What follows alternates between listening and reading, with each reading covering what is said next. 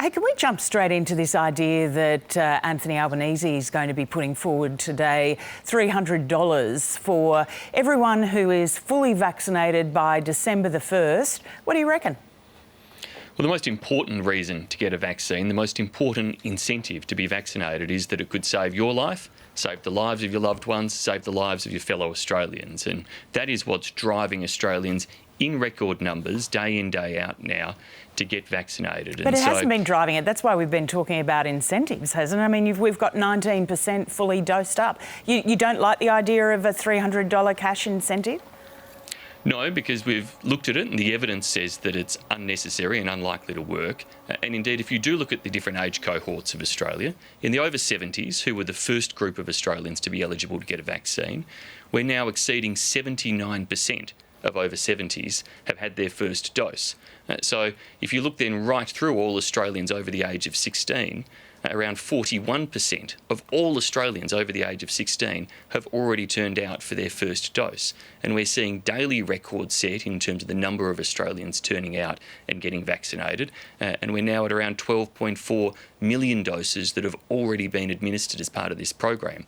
So it's clearly unnecessary in the sense that Australians are responding. They do want to get their vaccines, and frankly it's a little bit insulting to the many millions of Australians who already are doing the right thing, who are planning on doing the right thing, and know full well that the reason they should get vaccinated is to protect their health and to protect the health of their loved ones and their fellow Australians. Well, reports today that the federal government's thinking about some kind of freedom incentive, including maybe dealing with businesses to try and get people into rock concerts, into museums, frequent flyer points.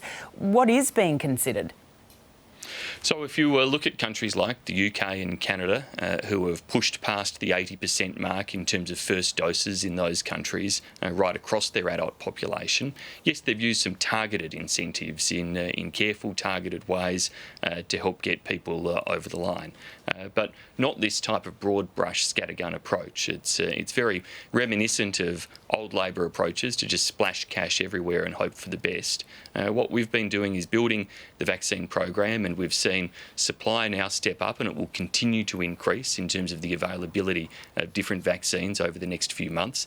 Distribution outlets growing from GPs and the state vaccination hubs to now increasingly include pharmacies, and to give more points where people can get vaccinated as we get that greater supply in place, and making sure we've got the payment agreements in place to incentivise all of those GPs, pharmacists, states and territories to be able to hand out and administer vaccines in a safe and an informed way. And that's what's building, I think, the confidence in Australians to want to get vaccinated. And that's what we have to continue to drive home as a message to all Australians. And I think we can see in the numbers they're turning out, they hear it, they understand it, and they respect it. Yeah, can I just stay on vaccines? Because we've had a stack of people messaging in, Minister, who've been trying to get vaccinated in regional New South Wales and are now having appointments being cancelled because the vaccines are being sent to school students in Sydney. Isn't that another example of how this rollout has just not worked? I mean, Labor yesterday was calling it, the mismanagement of this public health crisis has been a national catastrophe. Well, the decision there was made by the New South Wales government. Was it a bad decision, though? New South Wales is dealing with some difficult decisions at present and difficult situations, so I don't want to get into a political slanging match with them. I absolutely understand the frustration of Australians who, in those circumstances, have done the right thing. They've made a booking, they're planning to get vaccinated, and they want to do so as soon as possible. And I urge them to make sure they follow through, despite the inconvenience of having to reschedule, and I hope that New South Wales can ensure those spots are available for those individuals who have faced that disruption as soon as possible. We are seeing increased supply coming through. There's ample AstraZeneca available across Australia right now.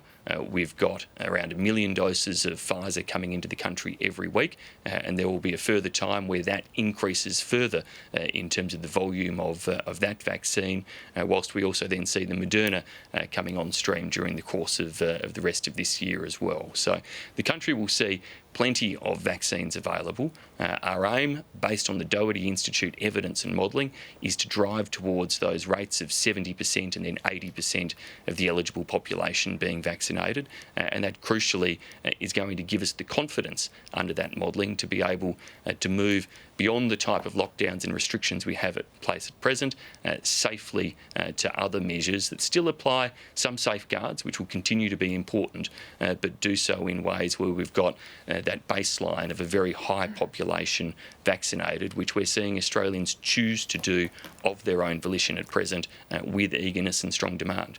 All right, Simon Birmingham, thank you. Thank you, my pleasure.